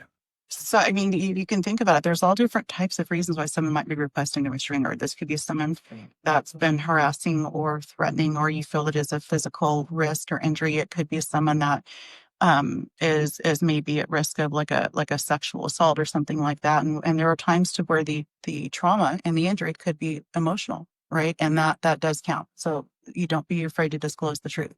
And it doesn't have to be physical injury. You don't have to have marks and things to have some type of trauma or injury. And if you have pictures, by the way, if you have emails, you have text messages, you have photographs of anything that could be of evidentiary value and help with your case, you will want to include that with this packet. I was able to send through email screenshots of text messages and different things to this legal aid person that was helping me, and they were able to print it out and include it. So bring that and be ready with that. Now, when the judge reviews your request, again, they get to decide, do we grant, do we deny, or do we do a partial? If they decide to grant that temporary restraining order, it is temporary, or TRO, it's temporary. It'll be valid anywhere from 20 to 25 days, depending on the timing, because what it is it's temporary pending a hearing in court. So after you turn it in, you've prepared the packet, you got the assistants, and they said, hey, here's how you include things like, screenshots, Correct. that sort of thing. You turn it in, and then they actually turn it, they say, hey, hang out, wait here. Not really. They say, here's your packet, here you go. And they point you to the direction of where you go to turn it in. And they'll even walk you over there if you want someone to hold your hand, literally hold your hand, they will do that. But then you turn it in, and then the person who takes your application says, wait, and we're going to put it in front of a judge. Get comfy. Yeah. Because it may take 3-4 hours. For me, it took about 4 hours to get an answer. Okay. So then they actually take your packet, put it in front of the judge. And what the judge is determining is there enough here to issue a temporary restraining order until the actual hearing? So I think it's important that people know you are going to go to a hearing. You're going to stand in front of a judge. The person that you are referring to in the restraining order, they'll also be there. So you may or may not get a temporary restraining order, which it acts pretty much just like a restraining order, but up until the date of the court. Correct. And then the hearing is to see whether or not they're going to do a 2 or a 3-year restraining order. Generally a 3 or a 5, I guess. 3 or 5. Okay. Correct. Okay. So you turn your packet in. So once you turn it in, you wait, and they'll call you. They'll call your name, they'll call your name, and they'll let you know, hey, come on over, and they will then let you know in that moment, yes, the judge granted it, they didn't. Right. So if the judge grants it, whether it's a full grant or a partial, you then take that packet and you have the choice. It's a choice, not a requirement. That restraining order has to be served for the person to be fully in effect. So they have to be served with it. So what you can do is you can, on site in these courthouses, there's a department where you can take it to where it is then going to be served by the sheriff's department. So you can decide. At no cost. At no cost. You can say, hey, you know what? I want the sheriff to make this notification to the person I'm referencing in the restraining order. And they will let them know, hey, you got a court date. That's right. And they have to be notified, and they have to have been served within 5. So let me back up. When the restraining order was issued, right there on the issued restraining order is a court date. I didn't get to pick it. I wasn't asked. It's a date, and it's assigned to me. The restraining order has to be served, and the notification of the court hearing has to be provided to them within no less than 5 days before the hearing date. So you can choose to have the law enforcement serve that for you, or you can choose to do service in your own fashion. And there's an affidavit that you'll have to have someone complete that they did the service for you. And you chose to have the sheriff do it. I did. And so far, you haven't spent any money, right? No money to file. Just no gas. money to get. Yeah. Just gas to get downtown. No money to get the help. Right. Now, no money to even serve. Correct. Okay, great. Correct. So that's essentially the process. Now, at that court hearing, I haven't had that hearing yet. I will be going in, and if he shows, he shows. And at that point, the judge will decide, is it going to be turned into a permanent restraining order? In my case, it was a civil request that was made. Civil, if granted and made permanent, generally is a 3-year restraining order. If it's more of a domestic, those generally are more like 5, but it is at the discretion of the judge. Right. Can I tell you what happened in my court hearing? Because I actually did. Yeah. This was a long time ago. I actually worked for a bank, and it was a former employee. Their husband actually came and threatened me at the bank because the former employee was showing up at the bank and soliciting our customers. And I said, hey, look, you can't do that. You need to leave. And she flipped out. And then her husband came and threatened me a few days later. Her husband happened to be in law enforcement, and he was actually dressed in some kind of weird law enforcement uniform when he showed up. Anyway, at the hearing, he had an attorney. He was there, and the judge basically said, all right, tell your story. And then the other person, the law enforcement guy, his attorney, basically made the claim. He said, well, really what's happening here is this guy, meaning me, was trying to get an unfair business advantage over my client's spouse, and that's why they're filing this. And the judge looked at me and said, what do you have to say? And I said, Judge, I don't know what unfair business advantage I would have over her if her husband was no longer allowed to come to my workplace and threaten me with violence. And the judge actually started laughing. Mm-hmm. And long story short is the judge said, look, he said, look, I can't issue this restraining order because he hasn't shown a pattern. There was one incident. It was bad, but it was just one incident. And then he turned to the guy and said, actually, then he told me, he said, here's my personal phone number for the phone on my desk. This is before cell phones. He said, you call me if you ever see him ever again. And then he turned to the guy and said, you're in law enforcement. This could completely destroy your entire career. You know better, or at least you should. Right. Stay away from him. I'm not issuing the order, but you're lucky. So that was my experience. And I'm sure, the judge is going to make a judgment, and they're going to figure out like, hey, is this, maybe he'll rely on, is this a pattern? Maybe he'll rely on severity, that type of thing. Mm-hmm. But at the end of that, had he issued, it would have been 3 or 5 years, right? There's a 3 or a 5 year. Generally, from what I was told is that generally civil is going to be 3. Gotcha. Yeah. So what advice do you have for people that are in a situation where they're not sure if they should request a restraining order?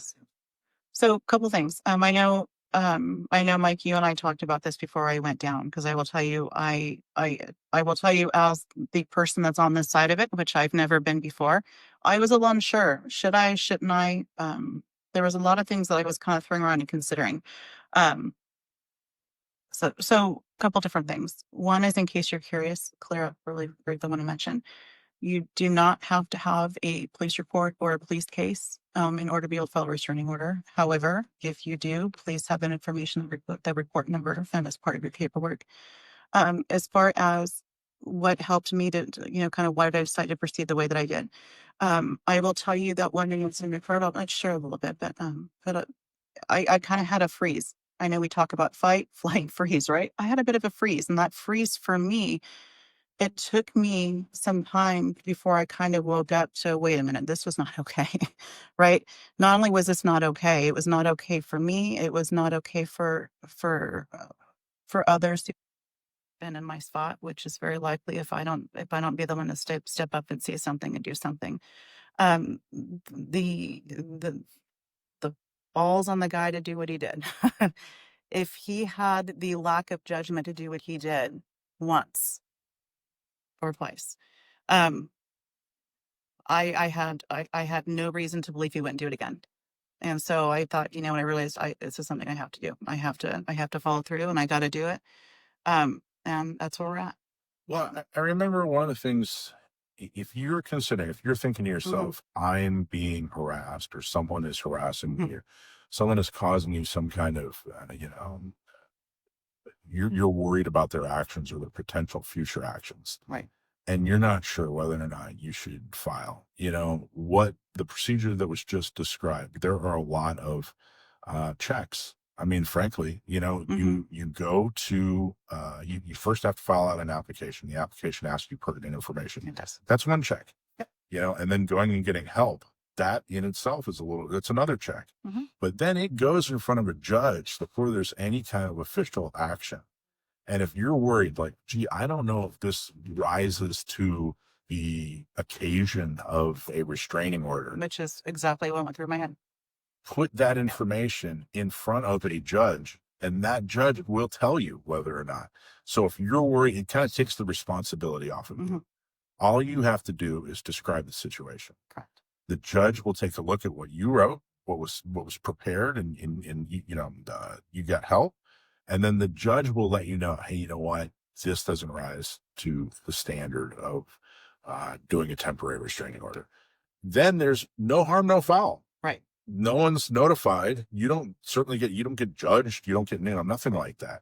So I would say if you're someone who's worried about a situation, if you're on the fence and you're not sure, your safety is extremely important. So if you're thinking about it, then one way to look at it is, hey, I'm just going to give the facts.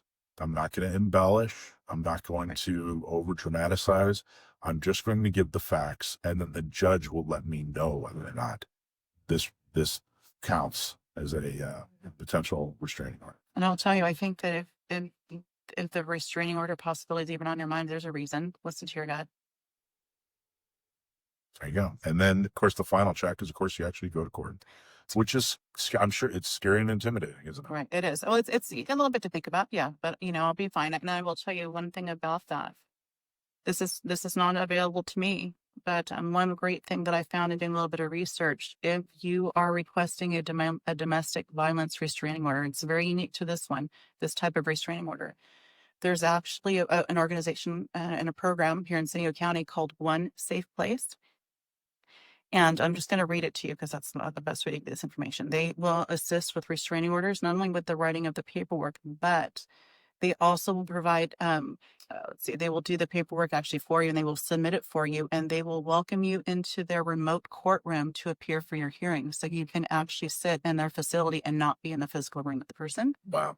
Additionally, they provide wraparound service for victims and their families, such as emergency housing, food, clothing, therapy, benefits, eligibility assistance, pet care, and more. So I thought that was a fantastic resource. So, because I can only imagine the trauma that absolutely could go to these severe degrees, especially with the domestic violence thing. That's also a resource that's available. That's awesome. Yeah. Great. Great explanation. I think that was all fairly step by step. I think it gave a good rundown of exactly how this is done. Anything else? Anything else you want to add? The only thing I had is there were some recommendations that were given, and I thought these were great because I don't know that I would have thought of some of these as it's kind of an after action. If a restraining order is issued, what should you or could you do? First of all, one note that you have to carry that packet with you at all times. Like I've got mine right here with me, right? I'm not going to show any pertinent information. But I've got this guy here that is my restraining order. I'm going to keep that with me at all times. Should something occur, I need to be able to present that to law enforcement when I make that call. And also identify and keep in mind a safe place that you could go in case of an emergency. If something were to happen, this person were to show. If you needed to get away from your known locations and your known places, especially if they know where you live or they know where you work or they know where you hang out, identify a safe place that they are not likely to know about that you can go to in case of emergency. Keep a list of phone numbers handy, whether it be maybe an attorney, loved ones, friends, emergency resources in your area, for example, maybe shelters or, just places and things that should you need it, have those numbers saved and handy and ready.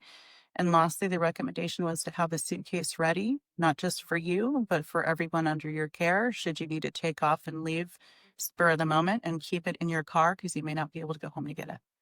And I'm gonna add, if you are a woman and you are in need of some kind of self-defense measure, check out Not Me. Go to notmeca.org and sign up for our organization, our program. We can also help you with resources, but specifically we can help you with self-defense, getting a gun, getting training, getting a carry permit so that you can effectively defend yourself against an attacker. And then, we can also, certainly aren't experts, but if there is a restraining order question, we can get you resources on that and make sure that we do everything we can to make sure that you're okay. So if you know somebody who is in need of that, but I'd also recommend, if you aren't in need of that, it's better to do it first, and when you don't need it, rather than start thinking about it after you need it. And something else I'd like to throw out there too, if it's okay. Sure. By no means, and you've already put this disclaimer out there. We're not attorneys. We can't, all those things. Absolutely. But I will tell you, if there's anybody out there listening who needs help, you can call. I will say, call Not Me. Mm-hmm. Pass on to Desi. I will hold your hand and I'll go down to the courthouse with you. I will help you with all that process and hold your hand, and I'll be a friend. Put the offers open to anybody who needs it. There you go. Awesome job.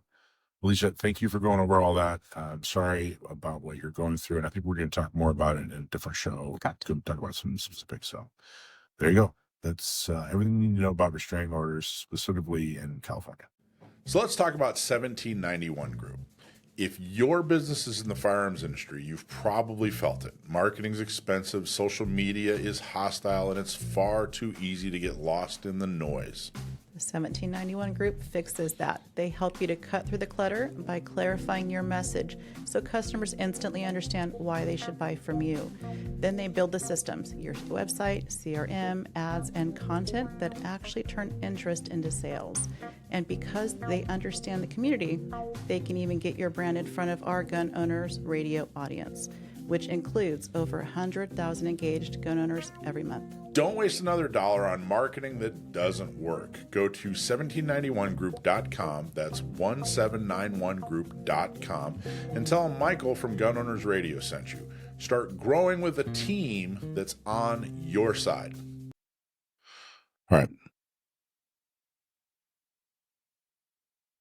So I wanted to take a minute to talk about the response to another headline shooting that everybody's been talking about this week, specifically about the shooting, because we don't have enough information. And what we've found is that the first week or two, even, all the information, a lot of the information that comes out is unreliable. I wanted to talk specifically about the reaction, and especially one person's reaction.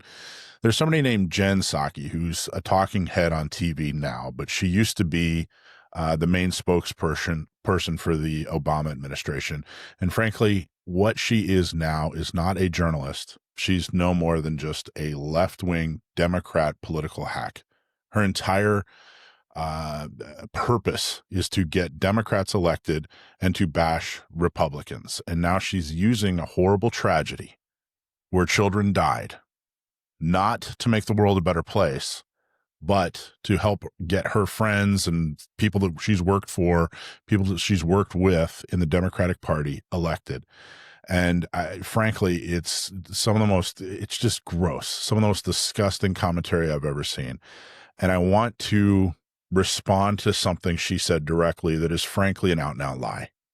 And so we're going to play that right now. So many times. And yet again, like clockwork, half the politicians in our country have little more to offer than thoughts and prayers. That is all they are offering.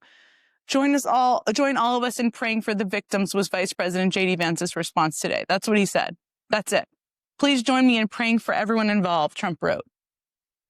So there you go. Her alligator tears. That wasn't live TV. She basically had a conversation with her producer and said, I'm going to make sure to cry during this segment so it'll be even more impactful. So we'll get even more ratings, so that we'll, pull at heartstrings, even though what she's saying is completely untrue. The fact that, that she says that the other half of the country, meaning Republicans, of course, she only called out two Republicans, Trump and J.D. Vance, only have no other suggestions other than thoughts and prayers, is a complete and total lie. This is not something that's true in any way. Everybody wants an end to violence of all kinds, particularly when it involves children, particularly when it's against a house of worship, particularly when it's in a school. We all want an end to it. And we've made many, many, many suggestions. And here she's saying, oh, gee, all you have to offer are thoughts and prayers. Completely untrue. So what I'm going to do is I'm going to talk about 3 suggestions right now that aren't brand new.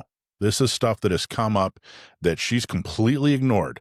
And the reason she's ignored it is because she's not trying to make the world a better place. She's not trying to make kids safer. She's not trying to make sure that your life is better. What she's trying to do is get Democrats elected. What she's trying to do is get guns banned because she has an irrational fear of guns, because she has a political agenda.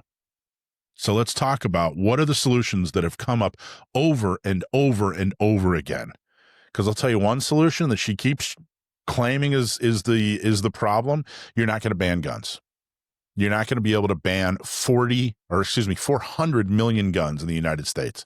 It's a completely ridiculous idea. You're not going to be able to ban guns that you don't like because they're aesthetically scary. There are constitutional issues with it. There are political issues with it. No, by the way, it's not going to make anything better. Stop pretending it is. So what are these solutions that we've talked about? What can stop, or at least help stop, these from becoming more severe and stop them from being so frequent? Well, number one, get rid of gun-free zones. Get rid of gun-free zones. When you look at these highly dramatic, horrible mass murders where someone with a gun goes and kills a lot of people, and they make the headlines, and it's at a house of worship or it's at a school. These are all gun-free zones. In fact, there's evidence that this particular person this week actually purposely picked a gun-free zone. You don't see mass shootings in police stations. It simply doesn't pass the smell test that making sure that all the victims in a certain area are completely unarmed will make them safer. It's completely and totally untrue. So school property, airport property, military bases, all these places that we now have gun-free zones need to be eliminated. We need to stop them from being gun-free zones. You should at least be given the choice to be able to defend yourself rather than being forced to be an unarmed sitting duck. I'm not saying that you should force teachers to carry, but I'm saying that if you are a teacher who's had training, who does carry, at least give them the choice to be able to defend themselves and their students. These gun-free zones, it's kabuki theater. It's political kabuki theater. Make sure that someone who's sane, trained, law-abiding, who has experience with gun ownership, who's carries outside of the gun-free zone can carry inside the gun-free zone. There's statistic upon a statistic that show that this will make things better, safer, and the ability for people to defend themselves will stop the severity or possibly completely stop the incident from happening at all. At least give them the choice. So number one, get rid of gun-free zones. Number two, study mental health. When you look at the statistics on people who die and there's a gun involved, there are huge trends. There are huge trends that can be studied. The majority are suicides. They're going to commit suicide. Don't worry about their tool. Worry about why are they committing suicide? What are we doing to prevent them from getting to a point in their life where they want to commit suicide? And if you dig even deeper, studies show that the majority of people who are committing suicide are older white men. So let's figure out, why are older white men committing suicide in this country? If you want to get really specific. Number two, professional criminals. That's the other huge portion of people who are killing people with a gun. Professional criminals, meaning people who've decided that, hey, I'm going to make my living off of being a criminal. That's my job. I'm going to rob people, sell drugs, do whatever to make my living in some kind of criminal activity. That person is illegally carrying and illegally using a gun, most likely against another professional criminal. So who are becoming professional criminals? Well, all kinds of age, heritage, etc. But the vast majority, by studies, show that it's especially Black and Hispanic men between 18 and about 45. So let's figure out what's going on in those communities that deciding to be a professional criminal is a good idea. And then number three, we've seen a trend now pop up with these horrible, dramatic mass shootings where a disproportionate number of them are trans activists. They are going through a transition, whatever, but it is a disproportionate number of people who are committing these shootings are trans. So it's time to study it, figure it out. So the other suggestion here is study mental health. Get to the root of the problem. Stop using guns as your political football, as your scapegoat, because it's simply not true. And the number three suggestion that is overwhelmingly popular, protect kids. Make sure that K through 12 schools have some kind of protection. We protect money. We protect travelers. We protect our military personnel. Why aren't we protecting our kids? What would Jen Psaki possibly have against the idea of putting protection in schools so that kids at least have someone there that can give them a fighting chance if they're attacked, that can prevent a horrible tragedy? What could possibly be wrong? Well, it sounds like a huge task, right? So I did the math. How many public schools, or excuse me, how many schools actually exist in the United States? If you look to see public and private, K through 12, how many schools are actually in the United States? There are 98,500 about public schools. There are 32,500 private schools. This equals 131,000 schools. 131,000 schools. So how do you get a guard in each of those schools? Well, the price of a guard as far as salary and equipment and training varies pretty significantly across the country. But on the upside, average $150,000. So am I proposing that we take each school and give them a $150,000 guard in each school? No, I'm actually proposing that we take two $150,000 guards. Now, in some parts of the country, it won't cost $150,000. In other parts of the country, it might be a little bit more. But on average, two guards, $150,000. That's $300,000 per school for 131,000 schools. Now let's add a little bit more to that so that there's some kind of administration cost so that this can be organized, kind of like TSA or other government programs. So let's take at the farthest, most conservative or most expensive amount, let's say $500,000 times 131,000 schools. That's $65 billion about. So gosh, Mike, $65 billion sounds like a huge amount of money. Where are we possibly going to get $65 billion? Well, $65 billion is only 1% of federal spending. 1% of federal spending, the federal government, that would make up 1% of total federal spending. Or if you look at the Department of Education, which, by the way, takes up about 4% of federal spending, it would increase from 4 to 5% of federal spending to have two armed guards that are equipped and trained in every single school in the United States. There's no way someone can convince me that that's not only a bad idea, but impossible. Look at all the security we have on airplanes and in federal buildings. Why is there not the political will to put that same kind of protection and training and resources towards our children? Or is it more beneficial that Jen Psaki gets to whip up some tears and try to get her Democrat friends elected every time a tragedy happens? So give up the political theater. Stop with your irrational fears and stop with your political football. And do these three things. And then we can seriously talk about whether or not you truly care about preventing these tragedies and protecting children.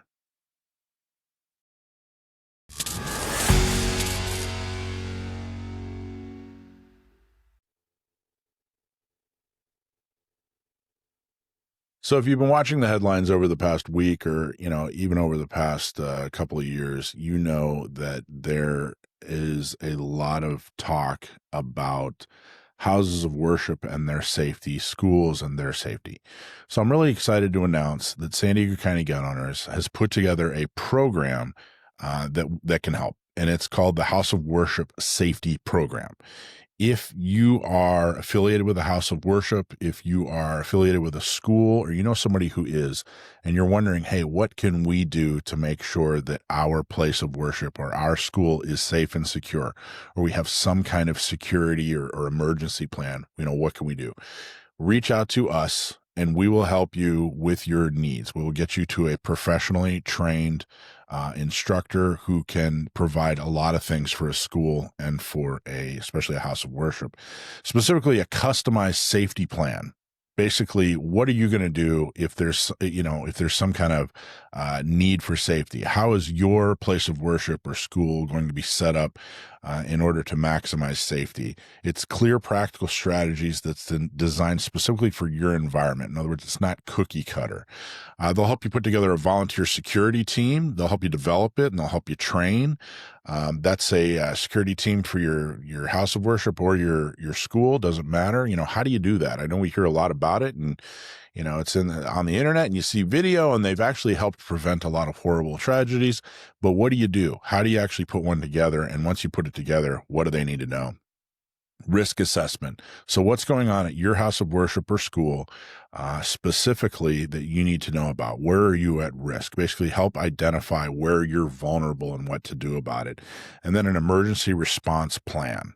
You know, if something does happen, what's the plan? Does everybody in the house of worship or in the school know what the plan is? Highly encourage you to reach out to us. We will help you with all these things. We'll help you get somebody to be a resource for all these things and more. Whatever your situation is, we want to make sure that you have a resource. We want to put out there real solutions, things that will actually help you keep safe, help prevent horrible things from happening, and make sure that you have all the knowledge and all the resources you need for you and your entire organization and everybody in your house of worship or school. So get a hold of us, info@sdcgo.org, or call 619-888-8362. For more information, check out sdcgo.org/worship. There you go. Compare against what the police are doing. I read the article. I don't know. I don't really know. I mean, if they're working with the police, work.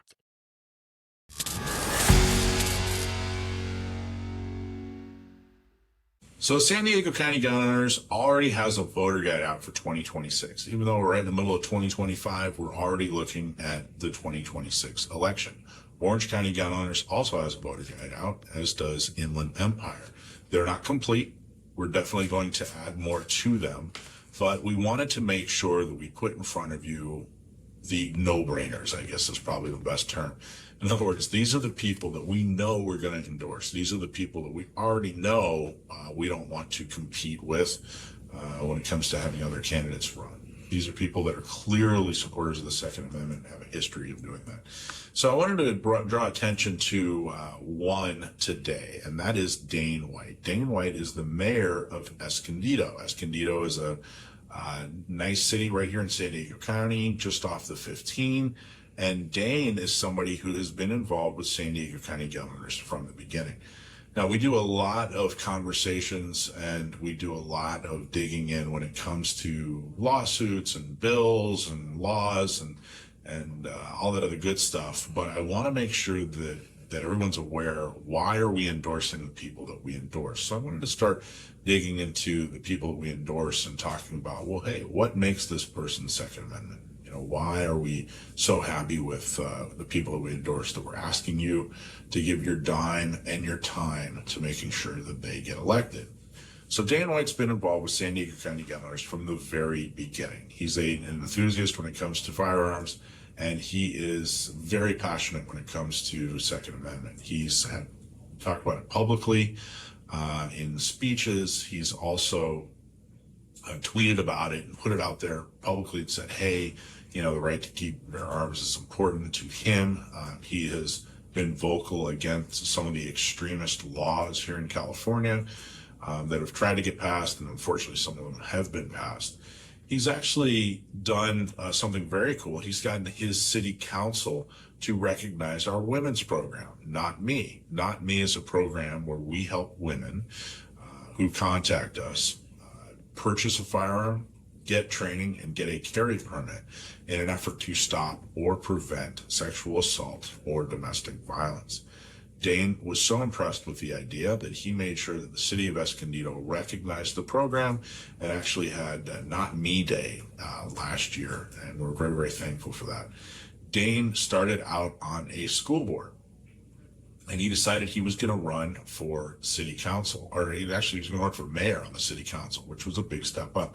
He ran against a very popular incumbent, but it was somebody that he philosophically disagreed with on many subjects, including the Second Amendment. He flaunted and advertised and bragged about the fact that San Diego County Gun Owners endorsed him. He went door to door and got himself elected. You know, we helped as much as we possibly could. And he was very, very proud of the fact that a Second Amendment organization like San Diego County Gun Owners endorsed him. And he wasn't shy about saying it, which is a very amazing thing. He also volunteers for San Diego County Gun Owners. He's actually gone to shooting socials and taught people how to shoot. He's worked tabletops and spread the word about San Diego County gun owners. He was even a speaker at one of our banquets, our Second Amendment celebration dinner. Dane is the real deal when it comes to Second Amendment. He truly is pro Second Amendment. He puts his money where his mouth is. He's an effective leader. He gets things done. He does the things it takes to get elected, as evidenced by moving from school board to mayor of Escondido. And he's somebody who, I know it's tempting to look at Washington, D.C., or maybe even Sacramento and, focus on those leaders. But Dane is somebody that you should focus in on locally, right here in Southern California, right here in San Diego County. He's running for re-election. We've endorsed him, and he's earned your support.